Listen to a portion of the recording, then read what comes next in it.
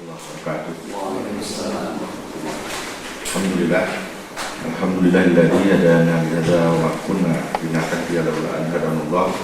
Asyhadu an la ilaha illallah, asyhadu anna Muhammadan abduhu wa rasuluh. La nabiyya ba'dah. Bapak Ibu sekalian,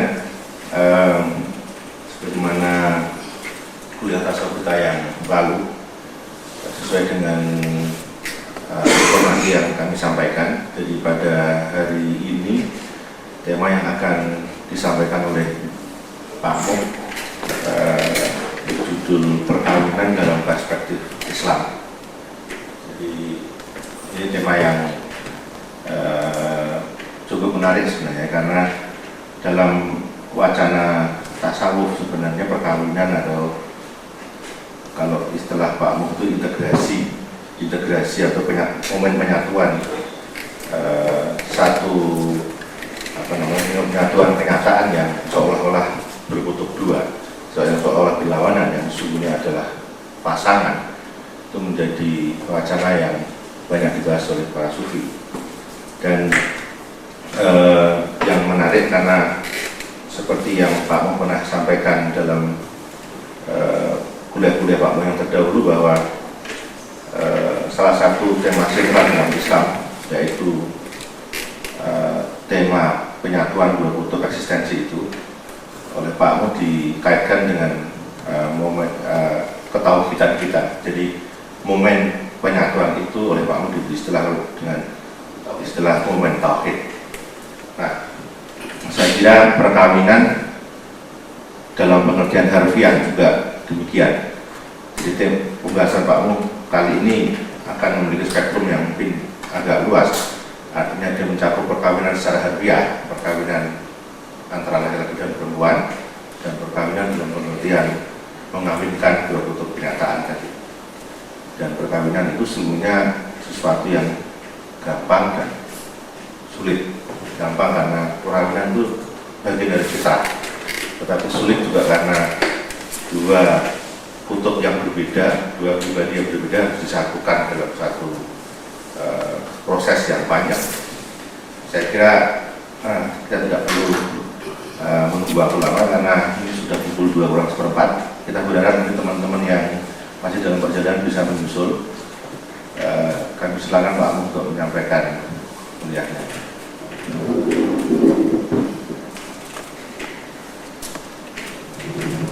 Assalamualaikum warahmatullahi wabarakatuh. Alhamdulillah. Syukurillah wa la hawla wa la quwwata illa billah. Wassalatu wassalamu ala Rasulillah wa ala alihi wa sahbihi wa jami'in wa ala.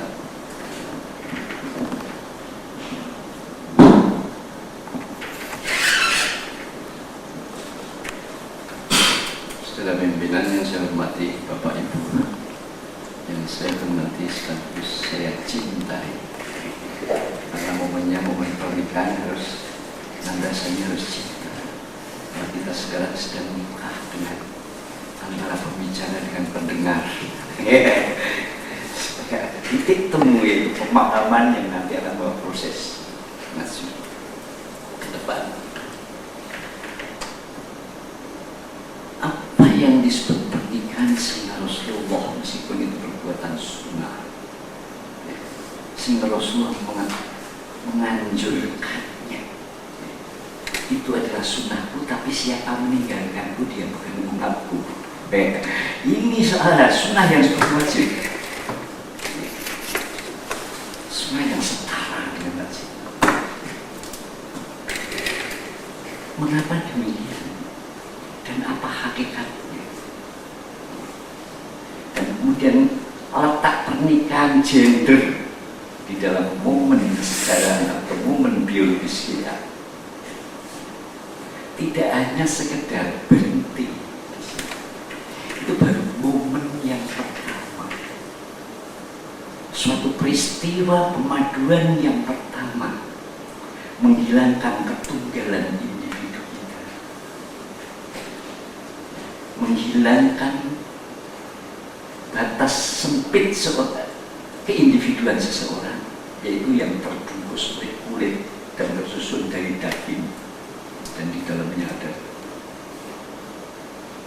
markas-markas, ada fakultas-fakultas, ada potensi-potensi yang dikarenakan Allah untuk berproses, memahami dirinya, memahami lingkungannya. Individu mulai tidak disebut insan individu ketika dia telah mulai nikah. Itu bukan berarti hilang individu,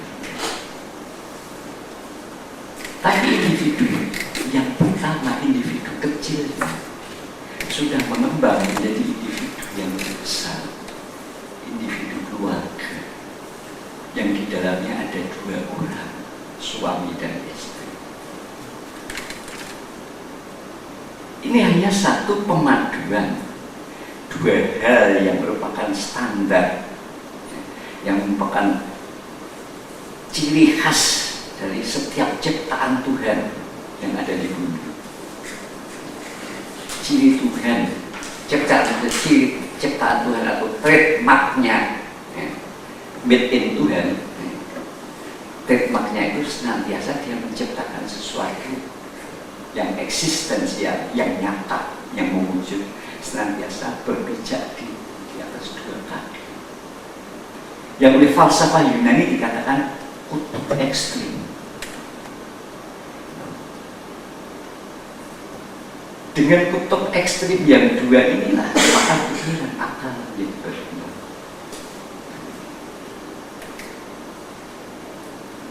Jadi 2 kutub ekstrim, andai kata tidak ada 2 cipta wujud eksistensial tidak dijadikan 2, tidak ada gunanya akal. Karena tidak ada yang lain selain diri.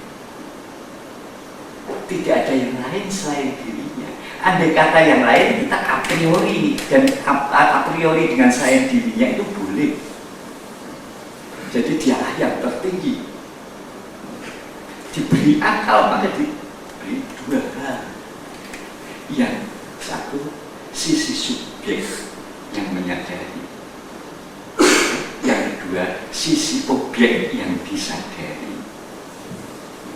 Sisi subjek yang menyadari dan sisi objek yang disadari. Ini adalah landasan, landasan dari penciptaan Tuhan. Ketika manusia lahir, dia sudah sekaligus sudah menjadi 2 hal, yaitu makhluk yang subjek objektif dan objek subjektif. Dia memahami yang lain dan dia dipahami oleh orang lain. Karena kita tidak hidup seorang diri. Dia menjadi subjek, memahami, menilai pihak lain, alam semesta, orang lain, dan dia juga dipahami dan dinilai pihak lain. Maka tidak ada 2 yang berbeda kecuali pertemuannya menimbulkan satu ketegangan. Pertemuan 2 hal yang berbeda senantiasa menimbulkan satu ketegangan.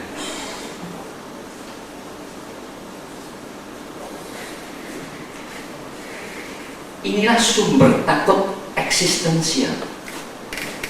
Mengapa di dalam hidup ini ada rasa takut?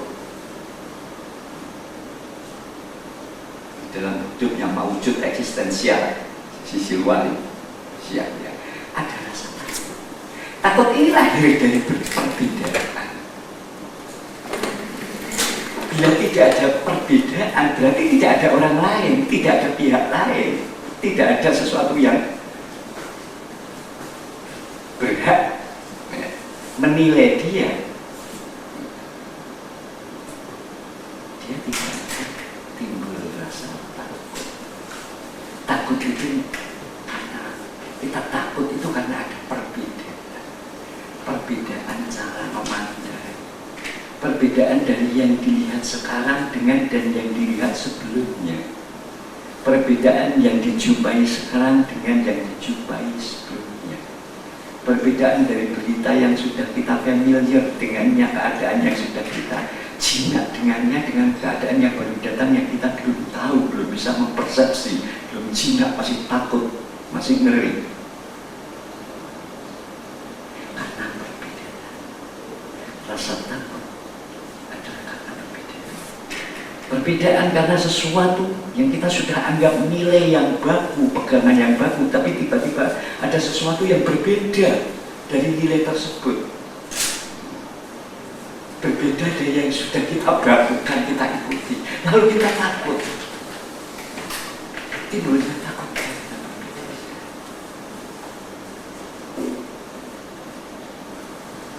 Bila tidak ada perbedaan, maka tenteramlah.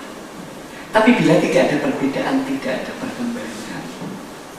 Karena perkembangan, pertumbuhan hanya lahir karena gesekan atau interaksi antara dua hal yang berbeda. Tidak ada perkembangan tanpa adanya interaksi, tidak ada interaksi tanpa ada dua hal yang berbeda. Maka timbullah ketegangan. Ketegangan dengan rasa cemas, rasa takut.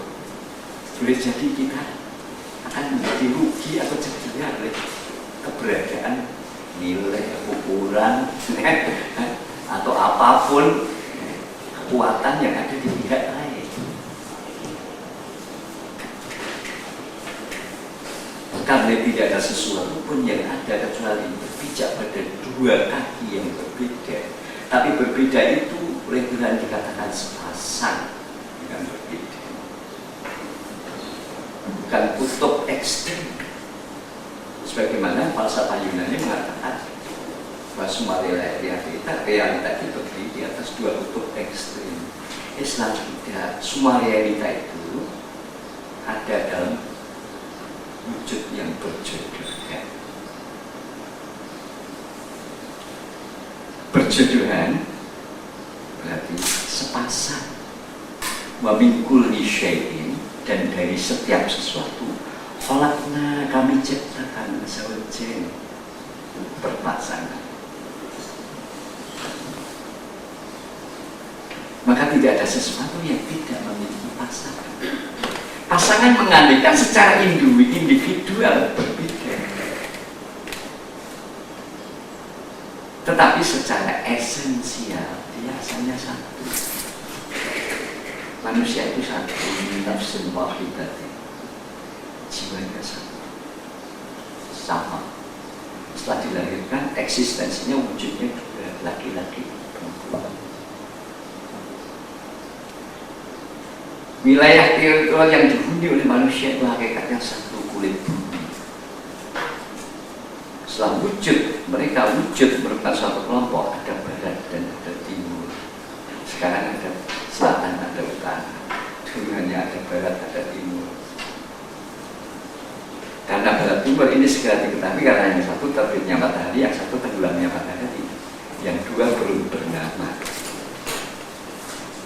Dan yang dua menjadi bernama setelah kita membutuhkan dua arah. Yang satu selatan, ketika kita menghadap timur, apa itu yang di sebelah kanan kita dan apa yang di sebelah kiri kita. Yang di kanan kita adalah selatan, yang di sebelah kiri kita adalah. Jadi barat dan timur wujudnya lebih dari pasangan yang diketahui. Karena adanya terbitnya matahari dan tenggelamnya matahari, kemudian timbul sebuah pasangan lagi. Selatan dan utara. Perbedaan tetap ada, timur dan barat. Kendati pun sama-sama dia adalah teritorial yang berada di lapis kulit bumi, di lapis atas bumi.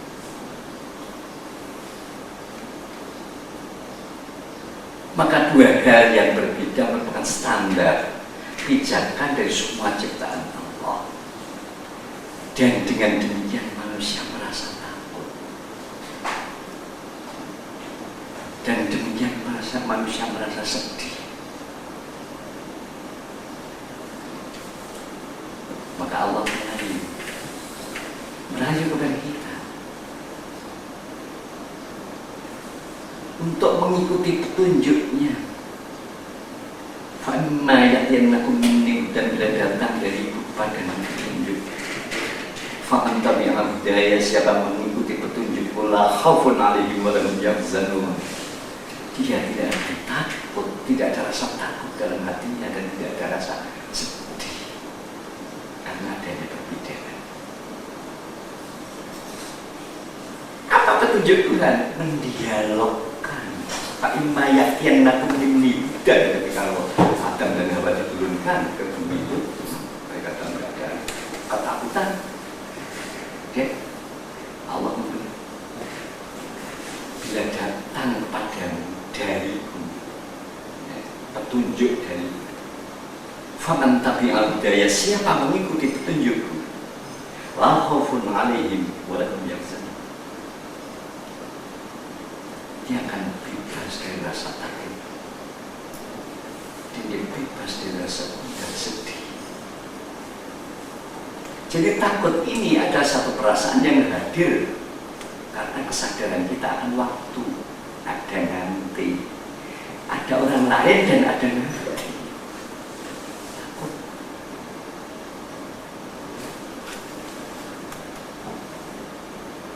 Sedang gundah timbul karena ada ruang, ada di sini, ada di sana. Bahwa semesta itu tidak hanya yang kita injak, tapi di sana itu ada orang yang menginjak, ada sesuatu yang berbeda dari di sini. Di dalam merespon waktu adalah manusia. Maka waktu yang belum datang, yang dia belum memiliki peta terhadapnya. Yang setiap makhluk yang diturunkan ke bumi tidak dikasih peta tentang nanti. Dia hanya diberi peta tentang ruang. Yang di sini dan yang di sana diberikan. Tetapi yang tidak diberikan oleh Allah adalah peta tentang waktu. Al-Quran mengatakan tak ada seorang pun yang tahu perolehannya besok pagi. Tak ada seorang tahu di mana dia akan digugurkan. Akhir tempat matinya. Berarti tentang keruangan, tentang hal ruang, manusia diberi ilmu peta ruang. Sedang ruang berupa wujud ruang tangkap oleh akal kita berupa sebuah struktur semesta. Jadi ilmu semua yang kita ambil dari dunia itu disebut ilmu struktural, ilmu tentang alam dan isi,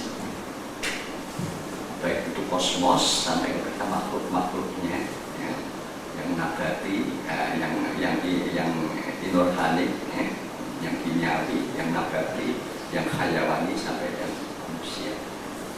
Itu ilmu struktur. Tapi ada sesuatu yang belum kita diberi ilmu oleh Allah tentang besok pagi. Meskipun kita belum pernah datang ke sebuah benua yang namanya Amerika, kita sudah mendapatkan ilmu tentang Amerika, terbagi dari sekian negara bagian, dan dari negara bagian itu ini memperdak ini, ya. Ada ilmu sebelum, meskipun kita belum sampai ke sana. Tapi tentang waktu kita tidak diberitahu besok pagi ada apa. Maka waktu yang kita hayati saben hari tidak sebagaimana kita menghayati ruang. Selalu baru, selalu baru. Kalau ruang tidak ada barunya, ruang itu sudah ada sejak kala. Cuma barunya adalah baru ulama, baru udah datang sekarang, tapi sebelumnya sudah ada. Tapi sesuatu, satu dimensi, tidak silahkan duduk. Satu dimensi yang kita belum diberitahu, ada dimensi waktu. Terhadap dimensi waktu itulah, ya, kita Tuhan berpartisipasi kepada kita.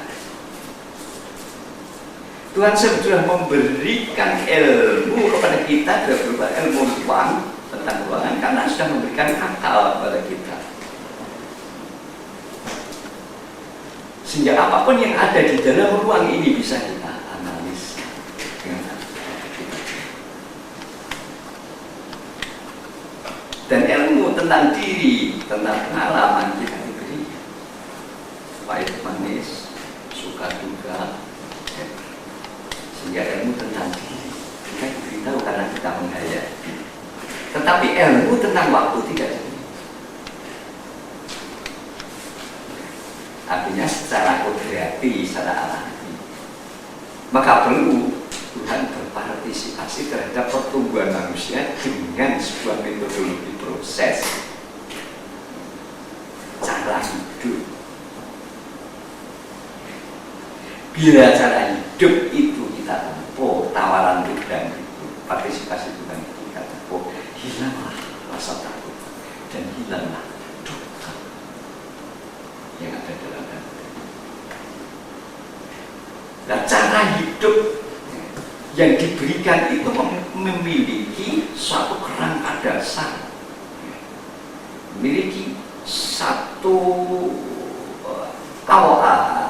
fondamen, ya,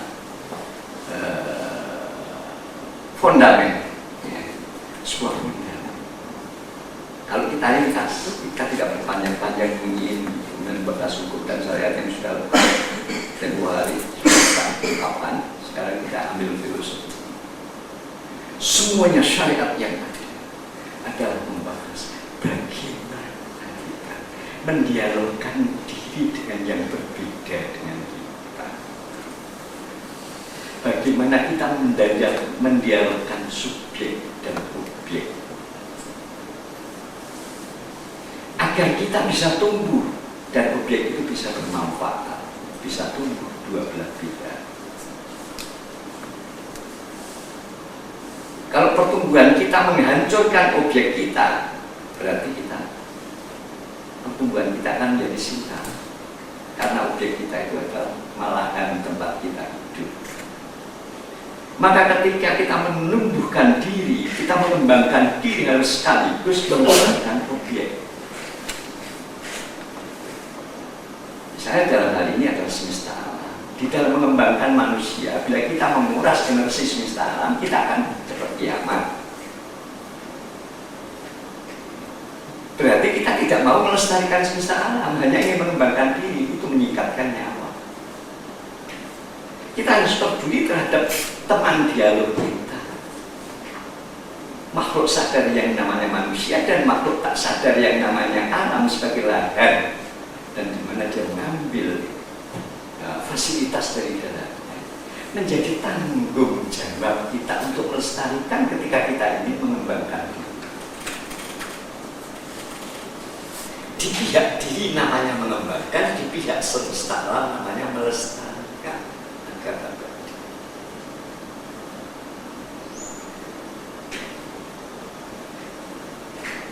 Maka apa yang diberikan oleh Allah di dalam faman tabi'al hidayah, siapa yang mengikuti hidayahku, yang namanya hidayah, yang namanya agama itu dalam rangka itu. Jadi agama itu tidak sahabat, cuma kecil. Bagaimana kita bertingkah ketika berhadap dengan sesuatu, cuma itu. Rusakkah sesuatu ya, karena kamu, atau rusakkah kamu karena sesuatu?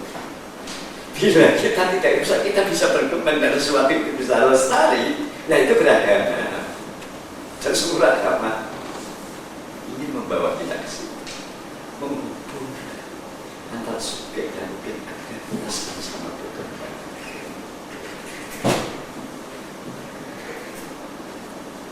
Ini ciri khas dari kenabian Muhammad SAW yang menemukan kata ganti Tuhan sebagai engkau teman dialog. Rasulullah Muhammad SAW menemukan identitas Tuhan, kata ganti Tuhan itu sebagai teman dialog. Maka setinggi-tinggi derajat manusia adalah berada di depan Tuhan dalam kondisi berdialog dengan Allah. Syukurtum sebagai mustahil. Itu setinggi-tinggi derajat spiritual, setinggi-tinggi saja.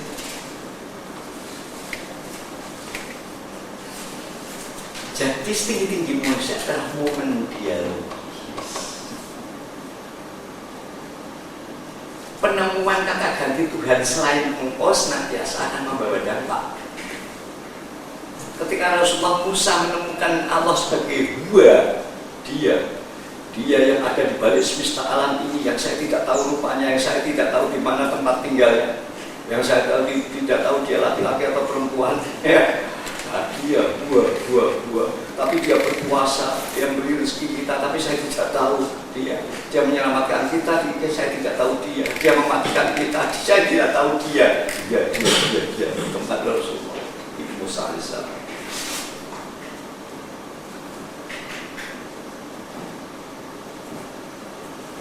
Tapi tidak puas Rasulullah Musa. Tentang itu tidak puas. Bagaimana dia merasa dilindungi, dikembangkan, ditolong, diarahkan. Tapi dia tidak terbanyak. Akhirnya nuntut Rabbi hari ini andur ilai. Perkenankan ya Allah melihat wajah. Kepengen melihat. Tapi Allah menjawab, jangan melihat. Kami letak pada gunung Sinai. Kamu tidak akan bisa benar. Karena kapasitas Musa hanya sampai ke dia Tuhan melihat Allah sebagai Dua, sebagai dia, sebagai yang gaib. Allah sebagai yang gaib. Sebagai kata ganti ketiga yang tidak ada di bumi tapi memanage bumi.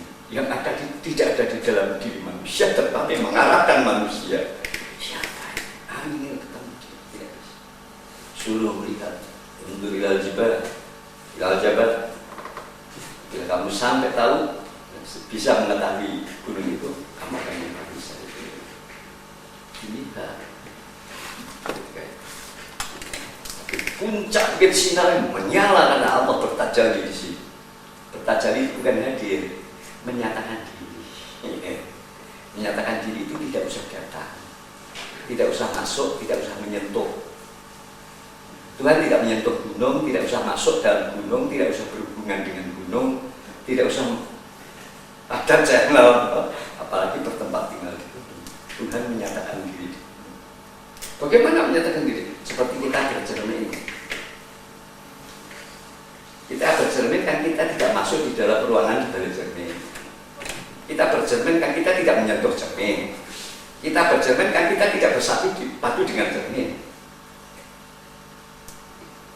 Tidak ittisal, tidak usah berhubung, tidak ittihal, tidak bertempat tinggal hulul di dalam, tidak ittihad, tidak ittihad, tidak bersatu padu dengannya dan tidak bertempat tinggal dengannya dan tidak bersambungan dengannya.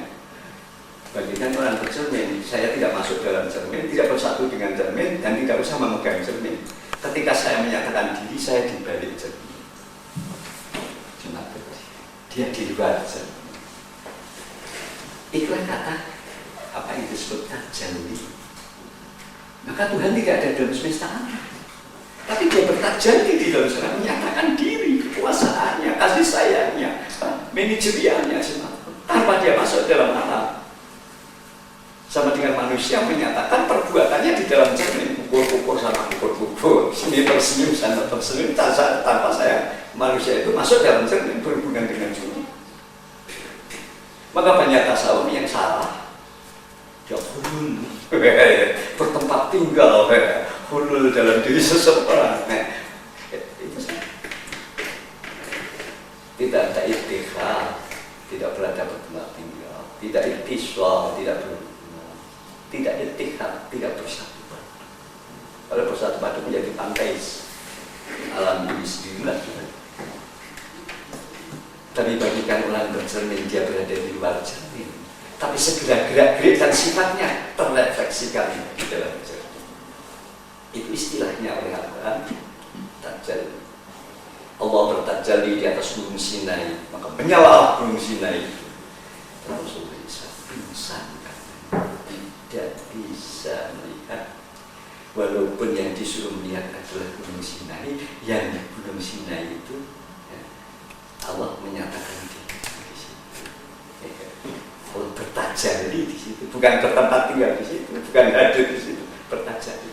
Jadi menjadi fokus perhatian Tuhan. Ketika Gunung Sinai itu menjadi diperhatikan oleh Tuhan, terbakar, menjadi fokus perhatian. Siapa aja yang menjadi fokus perhatian Tuhan, siapa berada di bawah lensa raksasa dari Saul, menjadi fokus daripada lensa raksasa dari dari cahaya pembakaran yang tidak terhingga, dia akan hancur. Seperti sebuah lensa kan memfokuskan, tidak ada sesuatu pun benda yang apabila kita membawa lensa dan kita fokuskan cahaya matahari yang tidak terbakar. Tak lihat matahari ini sana. Tapi dia bisa membakar yang di sini, matahari yang tidak pernah hadir. Maka kekuatan Musa alaihissalam hanya sampai kepada mengenal Allah sebagai Dia, Allah sebagai yang baik. Meskipun Sayyidina Musa alaihissalam sangat rindu perjalanan manusia seterusnya berupaya mati-matian. Bagaimana tidak hanya sekedar itu, tidak sekedar mengenal Allah sebagai yang baik, lalu dipakainya sifat-sifatnya. Allah itu maha kasih sayang, kemudian dia kasih sayang pada makhluk yang lain. Allah maha lembut, dia berbuat lembut. Allah maha dermawan, dia berbuat dermawan. Allah maha adil, dia berbuat adil. Allah maha pelindung. Makanya dipakainya sifat-sifat yang menjelma jadi Isa Ruhullah. Karena sifat-sifat Tuhan dikenakan, maka jasadnya jasad manusia, rohnya roh. Ketika itu dia menyentuh semesta alam menjadi teronar. Dia suci, dia kudus. Dia tidak mengurus semesta ini, dia tidak mau mengurus semesta ini. Nanti cemar kudusannya. Ada saja kecipratan dosa. Kumpul dengan orang lain, kecipratan dosa, kena percikan dosa orang lain. Kumpul dengan benda, kena maksiatnya benda. Lalu banyak makan menggunakan api itu ada semesta alam karena kekudusan. Tapi dayanya hebat. Jadi hebatnya sentuhnya orang buta maka melihat, sentuhnya orang lumpuh maka melihat, sentuhnya orang mati maka hidup. Karena lumpuh sisi dalamnya itu menyadari sifat-sifat. Allah hadir sebagai aku. Jadi Allah hadir sebagai sekali Allah hadir sebagai aku. Akibatkan gimana? Menjulang tinggi ya sebagai refleksi. Kehadiran Allah di muka bumi menjulang tinggi kemuliaannya, kemampuannya. Kudratullah melatar belakangi dirinya, iradatullah melatar belakangi dirinya, sehingga apapun yang dia inginkan terwujud.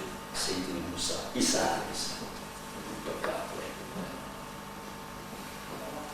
mengajak orang lain kembali pada Tuhan, ibadah kepada Tuhan. Karena dia disuruh, dia rasul. Bagaimana orang lain? Bagaimana aku mau seperti kamu? Saya tidak mau seperti kamu. Cukup saya menyembahmu saja. Rasulullah bisa. Ketika hidup dituruti, suruh begini-begini oleh umatnya. Dan dia tahu, ya Allah, besok anak saya mati. Pasti sudah tidak ada lagi tempat bertanya. Pastinya dia akan menyembah dan memuji saya. Mereka menjadi idola. Tapi bukankah engkau tahu ya Tuhan, manusia itu lemah. Maka ampunilah orang-orang yang menyembah saya. Saya tidak bisa. Tapi tidak bisa, itu kebaikanmu bisa. Seandainya Allah menjawab, Allah akan menjawab, iya, itu menandakan bahwa kamu orang yang baik, yang mengebelas kasihnya tinggi. Tapi hukumku tetap berlaku. Siapa syirik kepadaku pasti akan berhukum. Karena syirik adalah zulmun adzim, aniaya yang besar. Meskipun kita sebagaimana Ibrahim, siapa mengikutiku ya Allah, dia ada tanggung jawabku, aku yang melindunginya. Tetapi siapa yang membangkang padaku, ya Allah, ampunilah dia, belas kasihanilah. Dari itu, karena kemungkinan berbahasa manusia, jawaban dari Tuhan sesuai dengan tapi tidak ada jawaban di dalam kitab suci, tetapi sesuai dengan hukum yang ada. Kita bisa, ya kamu orang baik, kamu memohonkan ampun, mohon dikasihani orang yang memusuhi, yang membangkang perintah. Kamu orang baik, orang yang sudah utuh wahdat dengan semesta, sudah tauhid betul-betul. Tetapi permohonanmu, ya maaf, tidak bisa saya sampaikan. Nanti pendosa-pendosa kan bisa di surga karena doamu. Karena doa Isa, orang-orang kafir, orang-orang musyrik bisa di surga karena doa Ibrahim. Siapa yang membangkangku berarti membangkang perintah Tuhan. Orang yang mengajak kepada Tuhan. Siapa membangkangku, niscaya supaya fa'inna ghafurun, kau maha pengampun, ya Allah, kau maha kasih sayang, ampunilah, belas kasih. Kalau itu 30 kali Ibrahim, ternyata tidak ada isi. Kalau doa Isa dikabulkan oleh Allah, tidak ada isi. Saya sadar ciptaanmu itu lemah. Maka ketika saya meninggal, mereka pasti meminta padaku, tidak minta padamu. Mesti menyembah padaku, tidak menyembah padamu, meminta padaku, tidak meminta padamu. Ampunilah mereka. Kalau ini dikabulkan Tuhan, neraka tidak ada isi. Percuma Tuhan menjadikan bisa ada neraka. Atau doa Rabi'ah al-Adawiyah, sesufi besar itu, ya Allah, kalau seluruh hidupku yang kugunakan untuk mengabdi kepadamu ini, kau akan jawab, kau akan beri sesulit dengan surga. Saya tidak bisa beri, tapi kabulkan permintaan saya. Jadikanlah diri saya di akhirat itu sebesar-besarnya dan masukkan ke dalam neraka sehingga orang lain tidak tersisa. Tidak ada yang masuk neraka lagi kecuali saya. Kalau doa Rabi'ah dikabulkan, batal ini hukum Tuhan. Jadi, maka syafaat-syafaat yang begitu itu menandakan kebaikan orang tersebut, tetapi efeknya tidak bisa. Doa Nabi Ibrahim tidak dikabulkan Tuhan, kalau dikabulkan Tuhan orang Namrud akan masuk surga. Wa man aswami fa innaka laghafurur rahim.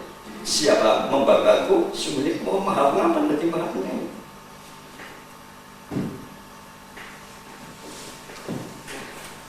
Sampai itu akhirnya terus langsung berkembang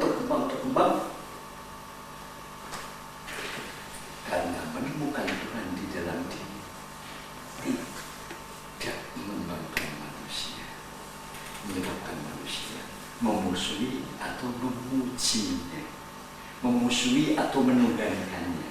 Yang memusuhi orang Romawi, kan musuhnya mau salib bersama dengan orang yang mata-matanya orang Yahudi, yang umatnya manusia pecah menjadi satu, yang menyembah kekudusan Isa dan yang satu ingin menyalib. Jadi dua blok, menyalib Isa atau ingin menyembah Isa. Bila keputusan lahir, orang tidak percaya tidak. Kalau tidak percaya itu juga seandainya di Jakarta ini ada orang yang sudah tidak usah kudus, kalau dia ngomong, ya, yang ngomong apa judi sekarang ini namanya? Kalau dia ngomong soal nomor togel, besok nomor togel lahir sekian, dia akan diperbuat manusia. Pasti pada datang, padahal baru negak nomor. Belum menghidupkan, membuka mata orang buta, menjalankan orang lumpuh, menghidupkan orang mati, sudah dipuji-puji. Begitu saja. Apalagi seperti Allah, pasti. Dan orang yang berkuasa pasti cemburu karena tidak memuja kekuasaannya yang dipuja bisa. Bantai saja bisa, supaya saya bisa eksis. Pecah manusia menjadi dua, menjadi pemuja dan penyalib. Penemuan Allah sebagai aku dengan kata ganti aku masuk di dalam esensi diri, tidak relevan mengembangkan. Manusia berjalan terus untuk mencari Allah, penemuan kata ganti Allah. Allah seperti engkau, yaitu tatkala Rasulullah dihadirkan ke Sidratul Muntaha dan di sana diajak berdialog. Yang nanti dipastikan kita berdialog terus dengan Allah, karena membawa menjadi teknis bagi kita. Perolehan dari Rasulullah Muhammad berdialog kita lakukan di dalam surat kita. Jadi penemuan Tuhan yang terakhir dan tidak berdampak menghancurkan semesta adalah menemukan Tuhan dengan kata ganti engkau. Dengan kata ganti dia, maka rebutan fasilitas, karena bisa mengungkapkan sumber daya alam, mengungkapkan semua manfaat, artinya ingin berbanyak-banyak seperti yang ini. Menemukan di dalam diri, ingin bersuci-suci, ingin lebih suci dari yang lain, ingin disembah, ingin dikeramatkan, ingin paling karismatik, juga berusaha membuat orang lain syirik. Akhirnya Rasulullah menemukan Allah dalam kondisi dialogis, berjumpa. Tahiyat lillah, segala penghormatan milik Tuhan. Wassalawatu wattayyibat, semua ibadah dan semua kebaikan. Allah menjawab, Assalamualaikum ayuhan Nabi, sejahtera bagimu wahai Nabi. Rasulullah menjawab, Assalamualaikum warahmatullahi wabarakatuh. Jangan saya perseorangan ya Allah, tapi keselamatan bagi kami dan semua hamba-hamba yang diberitakan oleh Allah tadi, yang ketemu dengan Allah. Assalamualaikum itu orang kedua tunggal, orang kedua satu. Assalamualaikum ayuhan Nabi. Dijawab Rasulullah, Assalamualaikum warahmatullahi wabarakatuh. Sejahtera bagi kami dan semua orang yang mengembangkan diri menuju padamu. Jadi saya mewakili semua orang yang berkemauan, orang yang mengembangkan diri, orang yang menuju kepada Allah, orang yang menuju kepada keutuhan, sebagaimana dia utuh mewakili semestanya. Para malaikat bersaksi, takjub melihat itu kondisi Rasulullah diberi salam oleh Tuhan, tapi dia mengingat, tidak mau menerima salam untuk pribadinya, tapi mengingat semua orang, untuk kami umat manusia dan orang, semua orang yang mengembangkan diri. Assalamualaikum warahmatullahi wabarakatuh. Dan makhluk kok begini, ini betul-betul urusan ada bersaksi, asyhadu an la ilaha illallah wa asyhadu anna benar, yang satu itu adalah yang Allah dan yang satu itu yang sedang berhadapan-hadapan, yang satu adalah utusan. Terus mereka berdendam membaca selawat sebagaimana kesejahteraan yang diberikan kepada Nabi Ibrahim. Doakan berkah sebagaimana berkah yang diberikan. Dendangan para mereka pada tahiyat akhir. Tahiyat akhir itu mau menjumpai kita menjelas. Jadi kita lihat setiap selawat dan menunjukkan apa yang dilakukan Rasulullah ketika itu. Walaupun ketika kita sudah menjadi orang yang kuat, yang memerintah, kita lupa yang kita perintah. Kesejahteraan untuk saya aja, bukan untuk yang saya perintah. Biar rakyat lah, masalah saya. Nah, itu sudah mengingkari tahiyatnya. Mengingkari tahiyatnya ketika mendapatkan kesejahteraan, tidak membawa orang lain. Ketika Allah memberikan salam kepada perorangan yang bahwa seluruh kami semuanya dan orang-orang yang baik, orang yang beramal semua.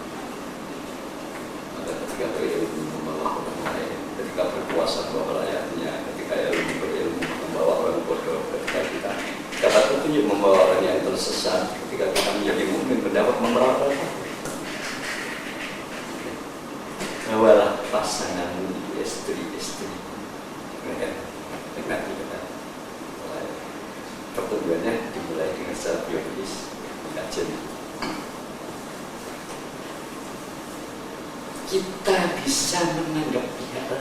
sebagai istri yang berbeda, sebagai istri, atau kalau kita wanita sebagai suami. Tapi karena ini tidak ada kata suami, wanita pun menganggap alam semesta istri, menganggap benda-benda istri, karena dia di pihak tertinggi, dia manusia, yang lainnya juga manusia, semuanya adalah istri. Sesuatu yang menunggu uluran kita, tangan kita, untuk bisa berkembang, dan dengan itu maka kita bisa berkembang. Maka sesungguhnya ajaran agama itu, agama Islam adalah ajaran untuk menjadi nabi. Islam itu tidak ajaran yang diajarkan pada kita agar kita untuk menjadi hamba Allah, sekedar hamba Allah. Tidak. Karena yang kita lakukan di dalam sholat kita adalah yang dilakukan Rasulullah ketika di Sidratul Muntaha. Kita sudah menganggap semua ini adalah faktor, semua adalah teman, dialog, semua adalah dan mengembangkan diri, semua adalah tugas yang kita harus kembangkan. Yang dengan kata lain adalah kita nami ceria. Alangkah beratnya pernikahan. Kalau baru pernikahan yang bersifat individu dan gender, 1000 masalah sudah tumbuh, bikin kekacauan di dalam rumah, bikin konflik di dalam rumah. Bagaimana istri-istri kita yang lain, anak-anak yang telantar, fakir miskin, orang yang kena bencana kelaparan, orang-orang bodoh, orang cacat, orang-orang tersesat. Bagaimana itu juga istri kita yang harus kita tangani. Baru istri individu sudah lempar-lemparan piring. Ini ujian untuk mengambil istri yang lebih besar yang akan yang semesta.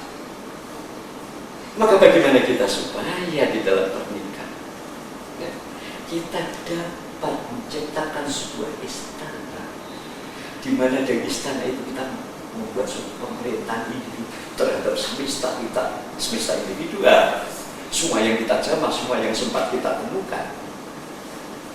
Yatim kan, tetangga yang miskin kan, anak sakit kan, orang buta kan. Nah, ini semesta kita yang sempat kita temukan membuat sebuah semesta kecil, bukan semesta global yang tanggung jawab bersama. Semesta kecil atau dari semesta besar yang sempat kita datangi, yang sempat kita sentuh, yang Allah bertanya, ya, kamu dijumpai oleh kami tadi, ini apa yang kau lakukan? Kamu jangan orang lumpuh di sini, apa yang kau lakukan? Kamu disesat oleh orang yang tersesat, oleh orang yang bodoh, apa yang kau lakukan? Karena itu semesta individual kita. Bukan tanggung jawab semua, yang tanggung jawabnya semua ada semesta global. Jadi ada dua semesta.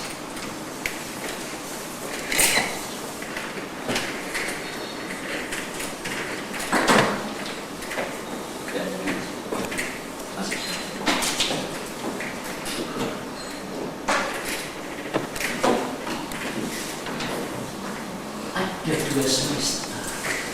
Semesta yang dipertanggungjawabkan bersama semesta global, sehingga tidak menjadi tanggung jawab kita perorangan, tapi kita sebagai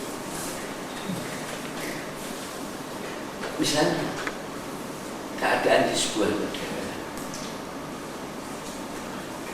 hancurnya moral, hancurnya pendidikan, hancurnya ekonomi, hancurnya segala nilai-nilai yang dikatakan usaha komunitas manusia, menjadi tanggung jawab rakyat seluruh warga negara, yang kemudian ketika itu dititipkan pada pemerintah, kuasanya dititipkan pada pemerintah atas nama global.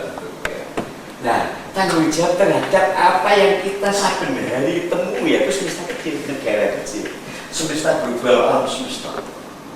Ini tanggung jawab kita bersama manusia, ya orang Amerika, ya orang Arab, ya orang Inggris, orang Cina, orang Jawa, dan sebagainya. Tanggung jawab dari semesta. Tapi ada semesta individu, ada semesta, ada individu. Karena individu itu miniatur semesta. Di dalam individu seseorang ini ada gambaran semesta alam. Individu yang ada di alam semesta itu menghayal meniti dalam perjalanan hidupnya, menyentuh fenomena-fenomena, permasalahan-permasalahan yang diwajibkan bagi kita untuk merespon yang pernah kita sentuh, kita jumpai dari permasalahan fisikal dan permasalahan manusia sosial. Kita tanya, apakah perintah Tuhan pada kita dalam semesta kecil kita? Apa yang kita sentuh, apa yang kita hayati, apa yang kita lihat sebenarnya merupakan apa yang disebut, kalau sudah semuanya kita sampai mati, itu disebut semesta kecil, menjadi tanggung jawab biar tidak bisa memanggil orang lain. Wahai si A, tolonglah saya, wahai bapak ibu, wahai guru, wahai nabi, tidak bisa, itu tanggung jawabmu sendiri. Ya, tanggung jawab pimpinan umat itu semesta global. Wah, presiden, sebagainya kan saja yang diberi amanah. Semesta kecil ini akan bergerak dan otoritas dia adalah presidennya, setiap individu adalah presiden. Ya, manajerialnya apa yang pernah disentuh, apa yang pernah dihadapi, apa yang pernah didengar, kalau itu menimbulkan suatu permasalahan. Perjuangannya dengan perbedaan,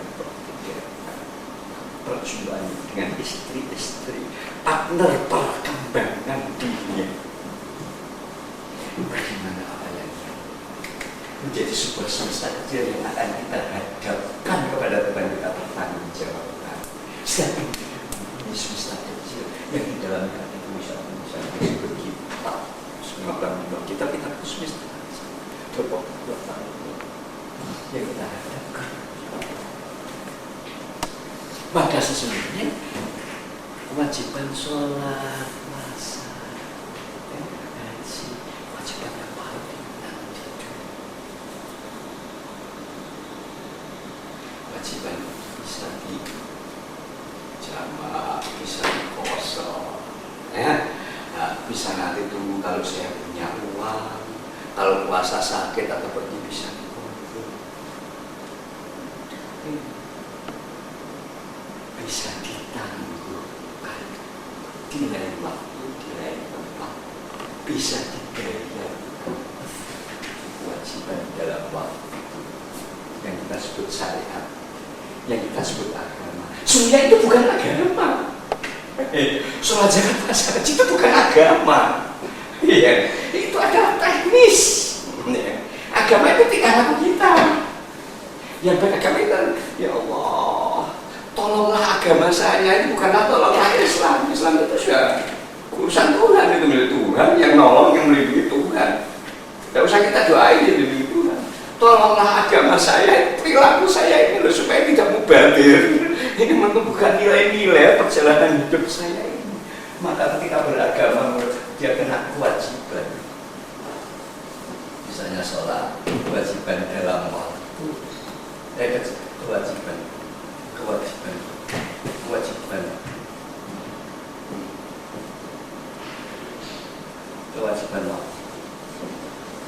waktu asal, waktu subuh, ini bisa ditunda,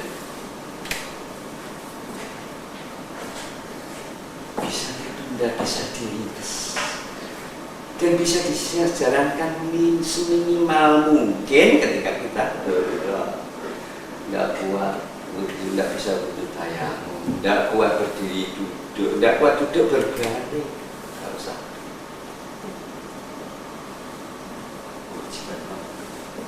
Ini belum agama, ini mendarat, memotivasi.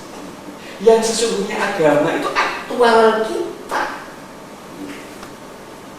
Keluar kita berjumpa dengan sumber, berjumpa dengan kacauan, berjumpa dengan tumbuh-tumbuhan, berjumpa dengan tetangga, berjumpa dengan yatim piatu, berjumpa dengan apa yang kau lakukan. Momen dialogis, momen pernikahan. Dengan seperti itu, berjumpa dalam satu kata kedua itu pernikahan sesaat. Tapi pernikahannya pernikahan biologis sudah agreement, mungkin seumur hidup. Tapi ada pernikahan sesaat yang kita jumpai, adakah dialog kita dengan sesuatu yang kita jumpai itu subur menghasilkan nilai berbeda, disebut kewajiban dalam waktu.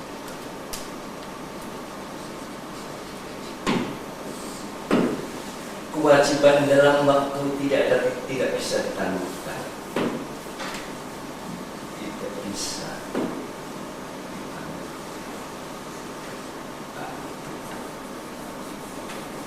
Tidak ada itu. Yang bisa tinggalkan ada. Saya sakit, saya tidak. Bila Tuhan ingin ketemu dengan kita melewati seseorang, tetangga yang sakit, tidak punya uang untuk berobat karena sakitnya agak berobatnya agak mahal. Sedang apalagi orang lain yang jauh, yang tidak ada hubungan tetangga, yang ada hubungan jasa, tetangga yang sering kita suruh, yang kita tolongan. Kalau Allah hadir melewati tetangga, dan dia ini tugas kamu, karena kamu tahu dekat ini apa yang kau lakukan, sehingga dia tanpa kita berbuat sesuatu ya, terhadapnya, tanpa merespon perintah Tuhan ya, lama-lama jadi semua atau meninggal. Kewajiban dalam waktu penuh tidak ada nilai. Kita diajak bertemu oleh Tuhan dengan lewat orang sakit, tidak berbuat apa-apa, nol. Saya bisa berbuat lagi besok kewajiban besok dan kewajiban ini lagi. Seumur-umur yang sudah, yang tidak kita isi tidak akan datang lagi. Perjumpaan dengan Tuhan yang yang kita tidak berbuat lagi tidak bisa kita ulang. Besok pagi itu bukan mengulang, besok pagi itu tugas besok pagi. Ini masalah waktu dan masalah ruang. Perintah Tuhan yang diberikan kepada kita pada saat ini tidak bisa kita tangguhkan nanti atau besok pagi. Meskipun besok pagi ada tugas yang mirip dan serupa dengan itu tugas waktu besok pagi. Ini nol kita berjumpa ini.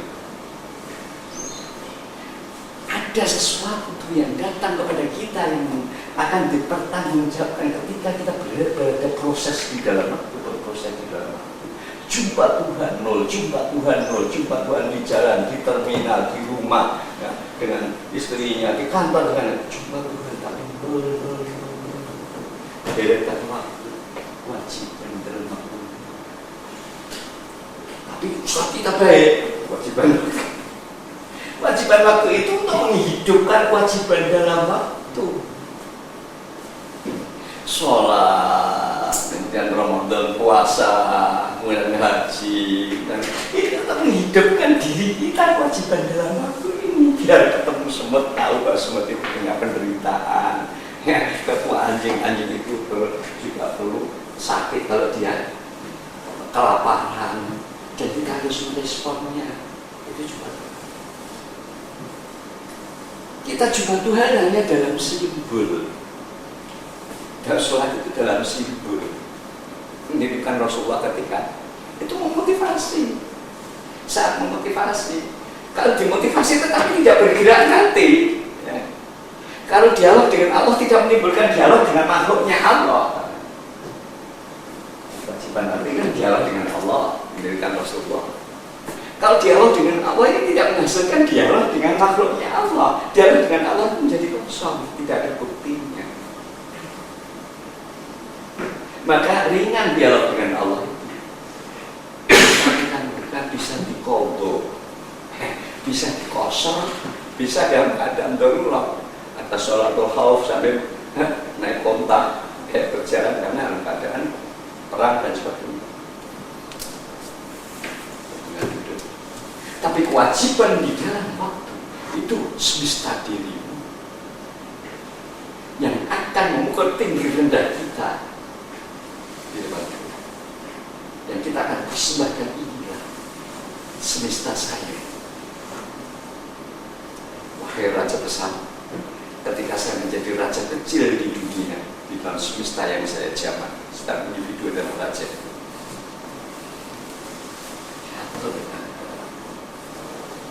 Maka bila seseorang berhadapan dengan sesuatu yang menyentuh hatinya dan dia tidak berbuat apa-apa, jumpa dengan Tuhan atau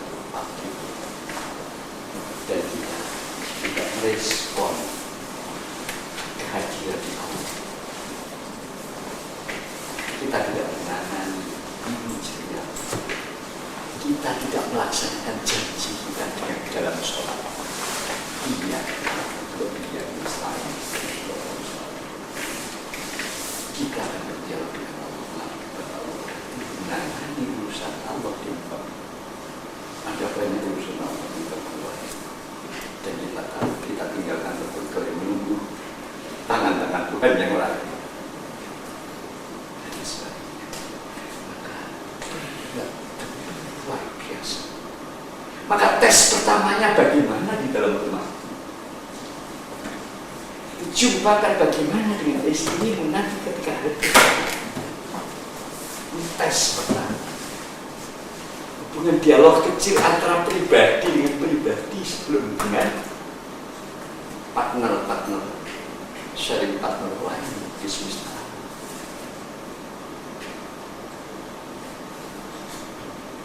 Keluarga rusak, bangsa akan rusak, dan bangsa akan rusak, semesta alam, semesta manusia akan rusak.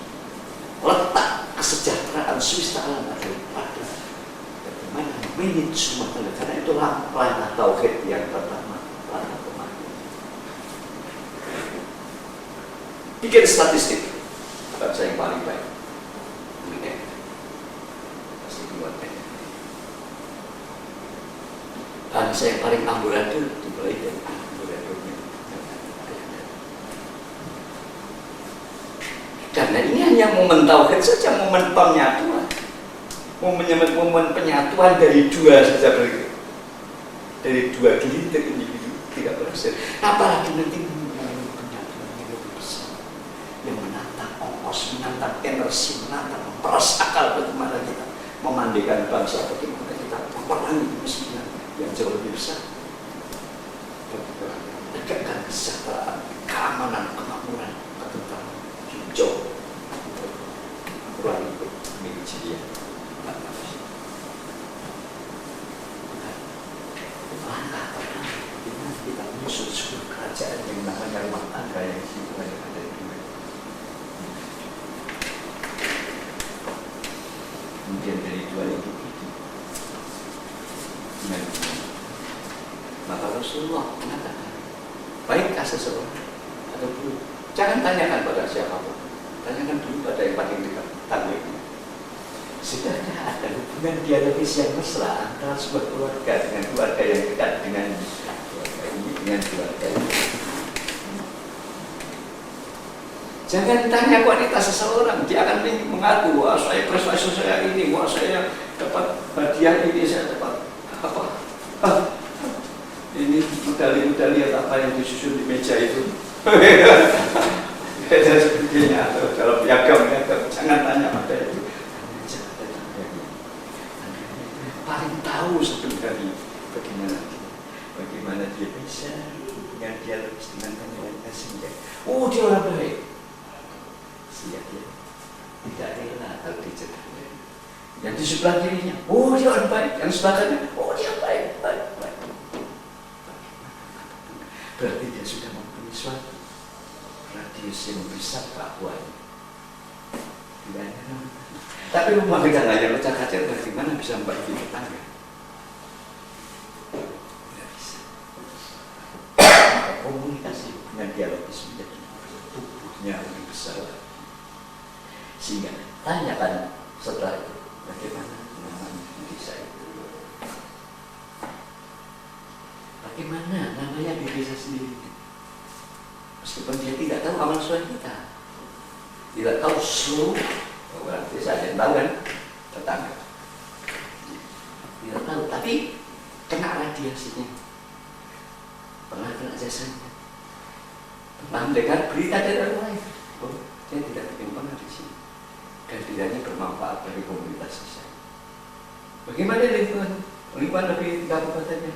Wah, kabupaten ini itu sesungguhnya tidak terdengar bahwa ada kabupaten yang namanya ini. Kalau seandainya tidak ada orang itu, gara-gara prestasinya, kabupaten dia mau memberikan orang yang tidak betul. Walaupun dia bukan aparat. Kalau aparat itu terkenal kan karena memerintah. Dan tidak tetap berikan amal solehnya karena radiasi spiritual, sehingga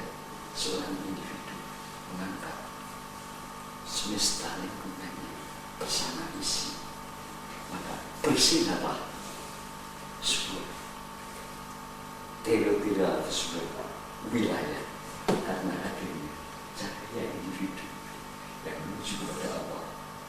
Cahaya individu yang menuju pada Allah ada individu yang dipancari oleh sinar Allah. Kemudian karena dia cermin, maka cermin membalikkan, memantulkan cermin kepada Allah. Maka dia akan menerang. Maka ketika itu seseorang akan lagi hidup, dan itu tujuan besar. Bukan lagi hamba Allah, bukan lagi mukmin. Dan kursus tasawuf tidak untuk menjadikan seorang kafir menjadi, tapi untuk mengangkat mukmin menjadi nabi. Dua panggilan Allah. Ya ayyuhalladzina amanu dzkurullaha dzikran katsira. Wahai orang-orang beriman, ingatlah kepada Tuhan dengan ingat yang sebesar-besar. Sebut Wasabbihuhu bukratan wa asyila.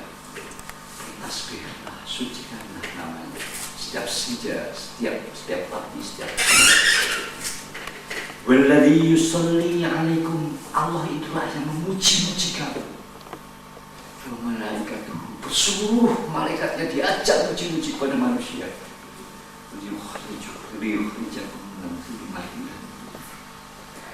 agar kamu keluar dari kegelapan menuju cahaya yang terang benderang. Maka Nabi Mu'minina rahimah, dan sungguhnya Allah itu terhadap orang-orang yang mukmin itu sangat belas kasihan.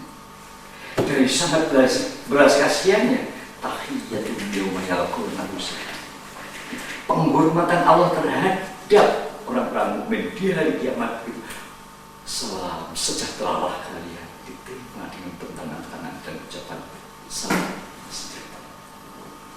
Mukmin. Ketika Allah memanggil mukmin, orang-orang beriman, dia tidak dipanggil satu-satu, panggil sebagai kaum ya ayyuhalladzina amanu. Disuruh zikir pada Allah, zikir yang sebanyak-banyak. Zikir kurban Allah, la ilaha illallah, seperti tarekat itu kan. Zikir berjumpa dengan apapun dia ingat Allah. Menangani apapun dalam rangka mengabdikan Allah. Itu zikir. Zikrul hal. Bukan zikir batin, bukan zikir lisan. Apapun yang kita ketemu, kita tidak menemukannya dalam keadaan sepotong yang terlepas dari hubungannya dengan yang lain. Syirik. Kita menemukan segelas air terpotong dari hubungannya dengan yang segala yang lain. Syirik. Kita harus ingat, barang yang kita ketemu itu tidak terjadi sendiri. Barang yang kita temui itu di dalamnya ada andil kreativitas dari sekian banyak ilmu. Ilmu membuat gelas, ilmu membuat gula, ilmu membuat pabriknya gelas, pabriknya gula, dari mineral-mineral dari sebuah macam, dan kreator-kreatornya yang berjuang hingga menjadi sebuah gelas, sehingga hingga menjadi sebuah wedan. Bisa melibatkan itu semuanya, yang semuanya itu dalam rangka memberi manfaat kepada kita. Dan di atas perjalanan nilai kebaikan itu Allah berdiri dalam rangka Allah ingin menyampaikan rezeki baik. Saya berjumpa dengan Allah. Bukan gelas ini Allah atau wedan Allah. Allah sedang memberi, mensuplai rezeki pada saya. Allah sedang menyuapi makanan kepada saya. Allah sedang memberikan bekal kepada saya. Salary, gajian, honorer, bekal untuk berangkat menuju kepada dia keesokan hari itu sejam 2 jam lagi. Berjumpa dengan sesuatu, putus hubungannya dengan semua yang digunakan Allah untuk mendukung nilai ini. Kita tidak akan bisa berbuat baik. Karena ini kebaikan, maka saya akan gunakan untuk baik. Mubadir, orang yang menciptakan gelas ini, kalau sudah menjadi gelas bermanfaat bagi kita, kita gunakan untuk racuni orang, untuk kita pilih musuh orang. Kasihan ini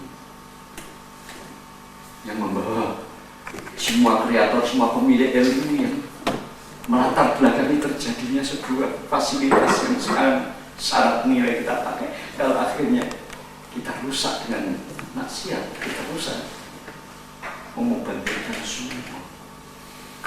Dan juga Allah yang berjalan di atasnya, semuanya itu untuk tempat Allah berjalan di dalam melayani hamba. Inna Rabbi ala siratal mustaqim, di atas, yang di bawah para kreator itu menciptakan nilai mengabdi Allah itu di dalam fi siratal mustaqim. Tapi di atasnya itu Allah ala siratal mustaqim.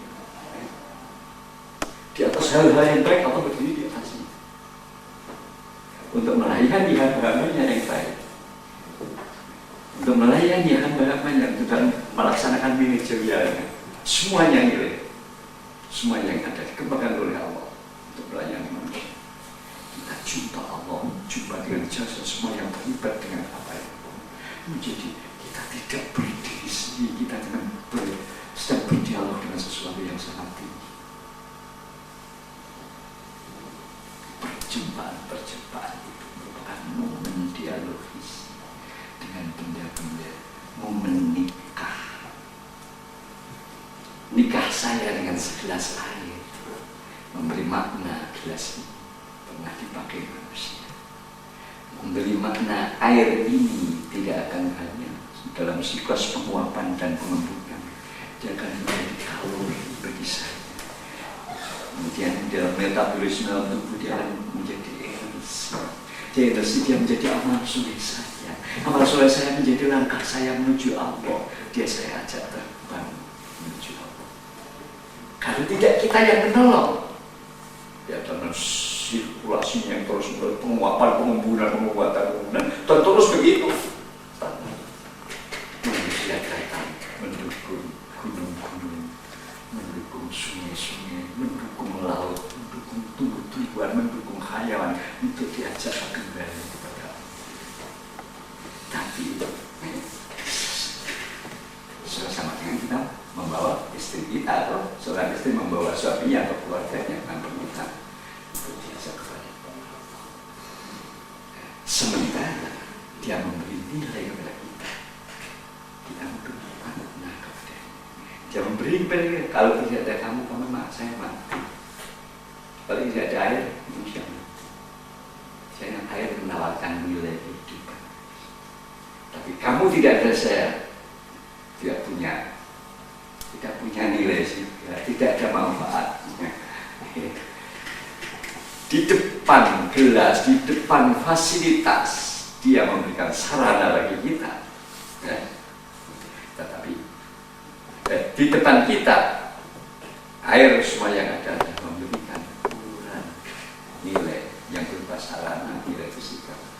Kemudian kita di depan mereka memberikan nilai keberadaan.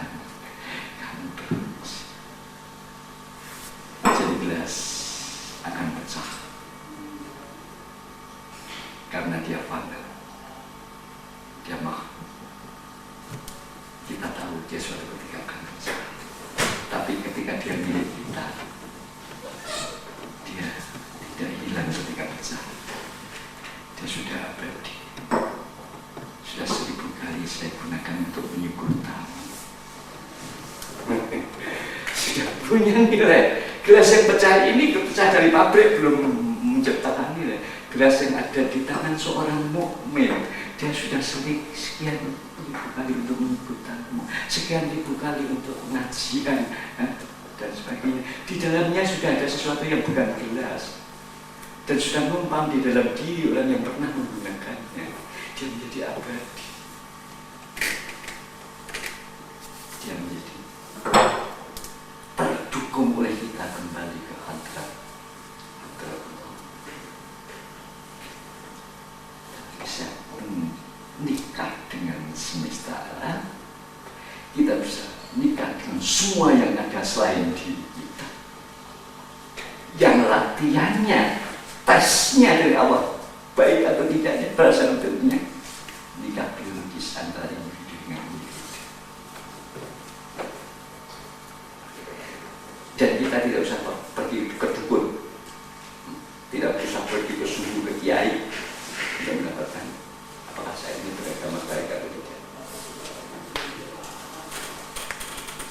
kita sendiri sudah tahu. Bagaimana dengan dialogis kita kalau sudah dengan istri atau sudah bersuami dengan suami? Ya suami saya yang meneror saya, tapi kamu menjawab teror atau tidak wanita? Saya tidak menjawab, saya dengan sabar. Berarti yang kurang bisa beragama sang suami, yang istri bisa beragama. Yang selalu sabar, selalu mengingatkan, selalu tidak pernah putus asa untuk memperbaiki panggung hidupnya, untuk menciptakan hidup. Begitu pula kalau sang istri yang cerewet dan sebagainya, menuntut yang tidak, suami menjaga kita membeli sesuatu itu bermakna, jangan jadikan berharap. Sekarang sudah orang berharap, gelas diciptakan itu bukan berbiasa. Gelas dibeli mahal-mahal untuk ditaruh, harganya jutaan itu lemari kaca, untuk kebanggaan berharap jadinya. Gelas diciptakan manusia dulu untuk minum, dan untuk minum itu pilih yang paling murah, awet itu. Jangan yang harganya sekian dipajang. Jadinya itu berharap semuanya itu untuk diajak berdialog, untuk kita kembangkan dalam makna, bukan kita stagnankan. Kalau dia stagnan tidak punya nilai. Jadi apapun yang stagnan, yang tidak berkembang di tangan kita, dia berharap. Jangan sampai membiarkan sesuatu pun stagnan, melainkan nikahilah ya, supaya kamu bisa ambil manfaat dan dia bisa ambil nilai dari kita. Nah, itulah hakikat. Itulah yang menciptakan sebuah semesta kecil yang kita bertanggungjawabkan mesti tahu. Kok tidak ada dalam Al-Quran? Loh, ini kan diambil Al-Quran, banyak ayatnya. Kapok-kapok kita ngutip. Ini sudah suatu ringkasan dari sebuah kandungan. Jadi Al-Quran tidak akan mengutarakan dengan pola-pola pikiran orang sekarang, tapi dengan contoh yang sederhana. Setelah kita paham, kita memakai suatu bahasa yang kita kerangkakan dengan bahasa masa ini, bahasa yang bisa menyentuh intelektual sekaligus menyentuh hati nurani, menyentuh tanggung jawab diri. Kebenaran itu apa? Kendaraannya. Dan perlu lewat dengan kendaraannya adalah orang berbangsa Cina, bahasanya bahasa Cina, tapi isinya kebenaran. Ya, tidak harus dengan bahasa Arab, tidak harus ada. Tapi kan obat itu yang menyembuhkan, bukan warna, bukan bungkusnya. Yang namanya obat itu menyembuhkan. Cara menyembuhkan semuanya obat namanya. Wah, itu dibungkus dengan merah, itu bukan obat, mesti harus dibungkus dengan hijau. Ini namanya obat. Nah, ini kan kendaraannya. Ya. Esensinya, yang namanya obat itu yang menyembuhkan, bukan bungkusannya, bukan kemasannya. Dibungkus biru, dibungkus kuning, dibungkus apapun, dari bangsa apapun, dari bahasa apapun, dari personal, karena apapun ada, semuanya milik Allah. Lillahi ma fis samawati wa ma milik Allah. Apa yang ada di langit dan ada di bumi. Dan Allah berhak untuk menjadikannya kendaraan, untuk memberi nasihat kepada kita, untuk memberi nasihat kepada hamba-Nya. Orang-orang al-syariat biasanya mengatakan, wah, berkendaraan sampai kepada Tuhan itu biasa. Dia harus dengan yang benar. Tuhan tidak. Tuhan tidak begitu. Tuhan menggunakan kesalahan untuk kebenaran. Ada orang habis membunuh orang lalu beriman. Gara-gara membunuh orang dia menjadi bertobat beriman. Habis memperkosa orang dia aneh, kok tidak dengan Qurannya. Itu makhluknya benar Allah. Jalan kebenaran itu tidak harus kebenaran itu sendiri. Jalan menuju kebenaran tidak harus kebenaran itu sendiri. Kalau kebenaran itu sendiri, jalan tidak usah kita mencari kebenaran. Jalan itu adalah kebenaran. Jalan kebenaran kepada kebenaran tidak harus kebenaran itu sendiri. Orang yang apa malah menjadi baik. Orang kita sodakoi kita malah menjadi bejat juga ada. Dan amal soleh itu baik. Kita sodakoi kita tolong malah berkhianat pada kita. Ada kebaikan malah. Jalan kebenaran bukanlah kebenaran itu sendiri. Allah berhak apapun bisa menyampaikan kepada Allah pada waktunya, karena semuanya adalah buatannya semata Allah. Nah, itu sudah tasawuf. Bukan tasawuf itu nolakan yang syariat itu ya. Yang syariat itu teknis itu sesuatu alat yang harus dipakai manusia. Tasawuf itu mengenalkan manusia, menggarap manusia sang aku. Syariat itu menggarap teknis, mobil dan sebagainya. Mobil ini bensinnya dengan olinya sekian, mobil ini, itu teknis. Itu tidak bisa mengatakan. Tapi perlu bernilai untuk kita gunakan karena teknis. Tapi belum tentu mengantarkan seseorang. Nah, boleh jadi sampainya bukan di antara itu. Di antara satu mobil macam itu dengan mobil lain yang segala macam. Ya, orang harus sampai ke manusia. Yang disebut tasawuf itu kesadaran. Bukan syariat. Kalau masih mengajar dengan syariat, dengan ini, itu bukan pengajaran syariat, namanya bukan pengajaran tasawuf. Yang sudah mengantarkan akalnya, hati nuraninya, bagaimana mensiasati kendala-kendala hati, bagaimana mencarahkan akal, bagaimana menyejukkan hati. Saya tidak punya musuh. Syariat itu batal, saya itu tidak ada.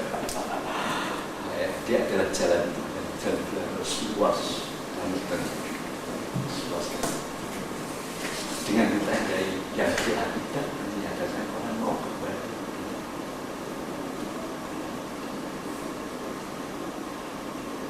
Terus hakikatnya semuanya itu ibadah atau aktual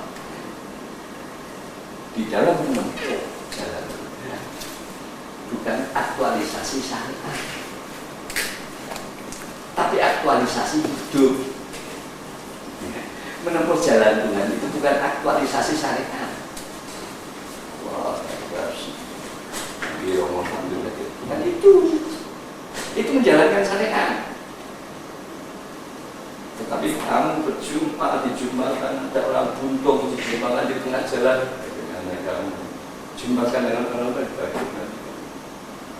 Mengantarkan hidup sang kesadaran, power Tuhan, kekayaan Tuhan, sebagian kekayaan Tuhan, yang ilmu, yang skill, yang hati nurani, yang disimpan dalam diri. Bagaimana kita belanjakan? Bagaimana spend kepada semua yang kita Tuhan dalam diri kita berjumpa dengan hamba yang lain. Ini namanya ya Allah. Tapi itu teknis supaya kita bisa baik. Ini supaya kita bisa mengorangkan orang, kita sama-sama ya. Zakat teknis supaya kita ingat bertau berpartisipasi terhadap kebutuhan orang. Puasa teknis supaya kita antara lain yang mengambil orang lain. Cuma teknis. Tapi yang namanya beragama ketika kita lewat dan berjumpa dengan Tuhan lewat hamba-hamba yang lain, apa yang kita lakukan? Bukan kewajiban. Satu subuh asar atau Syahrul Ramadan atau bulan haji, tapi kewajiban dalam waktu. Kewajiban dalam waktu. Ada seorang sufi yang menangis. Ya Tuhan, ternyata saya salah dalam membawakan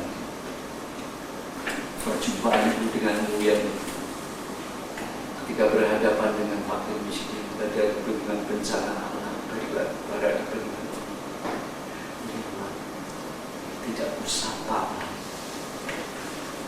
Kembalikan ya Tuhan, kembalikan kesempatan yang dulu kutukar dengan sisa umurku. Bukan, tidak bisa. Yang sudah lalu bukan milikmu, tidak bisa kau temui lagi. Teruslah bisa, sangat bisa dibayar konto. Tetapi yang sudah mislat di mistiknya saya mau datang sudah kewajiban lanjut waktu. Bukan yang tadi, yang jumpa pertama tadi sudah fakim jam sekian menit sekian kali jumpa fakim. Kamu menyesal, setelah menyesal dapat tadi si buntung tadi mestinya saya kasih. Nah, itu pun saya juga coba waktu lain. Dan berpindah waktu dan berpindah Tuhan. Kewajiban di dalam waktu. Bagi seorang ekonom ada kesempatan itu hanya datang sekali. Bila kita tidak mengertikan, kita bisa beruntung. Ada ekonom juga. Kesempatan terdapat untung itu cuma ditawarkan Tuhan sekali. Bila kita tidak tepuh, tidak akan datang 2 kali. Seperti itu kesempatan jumpa dengan Tuhan bukan ada untung untuk kita. Kesempatan jumpa dengan Tuhan itu hanya sekali. Bila itu lewat, nanti ya jumpa yang lain bukan itu. Dan itu adalah momen pernikahan, momen dialogis, hasil dari kita berumah tangga yang sukses, hasil dari kita mendidik anak yang sukses. Kayak anak kalau kamu pergi sekolah, berjuga dengan piring, dengan paku, jangan terus berjalan, ambil bunga, buanglah tempat yang tidak ada orang. Si kecil sudah berlatih, kalau tidak, awas. Meskipun kamu bisa membohongi saya, tapi ada yang melihat. Ada yang melihat di dalam paku itu, ada yang melihat di balik beling itu, ya. Ada yang melihat kamu kalau kamu tidak melakukannya. Makasih anak, saya disimpulkan. Dia sudah dilatih menciptakan sejarah. Dia tidak langsung, tidak sekedar berangsur menciptakan sejarah. Setelah anakku lewat di situ, tidak ada lagi orang yang cocok paku karena pakunya sudah dibuang, menciptakan sejarah. Setelah anak saya membuat tapal kuda di situ, dia ada ban sepeda motor yang kena karena tapal kudanya sudah disingkirkan. Anak tersebut sudah menciptakan sejarah, membawa keberuntungan kita. Sudah bisa berdialog, tidak hanya melewati yang dihadapi dengan semesta. Demikian seseorang di dalam berkeluarga, ya, di dalam melaksanakan kewajiban nikah, supaya jangan sampai memiliki hati saya ketika sudah nikah. Saya menemukan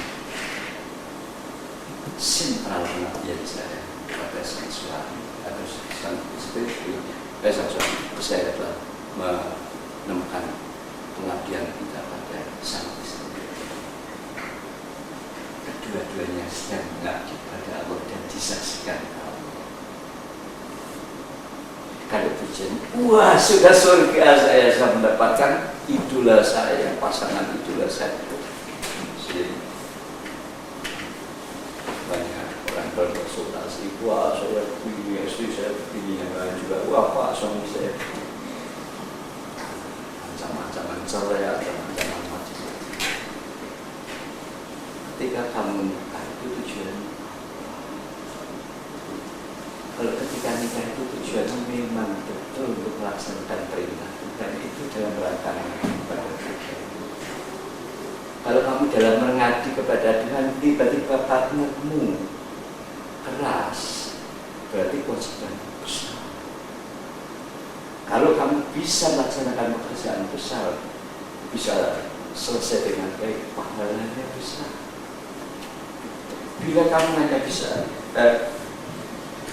istrimu atau suamimu atau orang yang sudah meninggal, orang salih dididik keluarganya, dididik fakultasnya menjadi orang pintar, menjadi punya rezeki dan sebagainya, sehingga tidak kewajibanmu ringan, maka pahala kecil. Istrinya keluaran SD, dididik keluarga yang amburadul, wah ini kewajibannya banyak. Dia masih keturunan orang pemarah, wes bawel. Ini kewajibannya banyak, kewajiban dari Tuhan, bukan kewajibannya. Kalau ini bisa selesai dengan bagus, pahalanya besar sekali. Semakin berat kewajiban, semakin berat tanggungan, semakin bisa. Kalau kamu ingin mengambil yang hatimu ingin mengabdi pada partnermu, kamu menjadi salah. Kamu tidak mengabdikan Tuhan. Maka kamu akan putus di tengah jalan. Saya mengabdi dengan capek-capek, tapi dia tidak membalas bumi. Udahlah, ganti yang lain. Salahmu dulu tidak mengabdi pada Tuhan.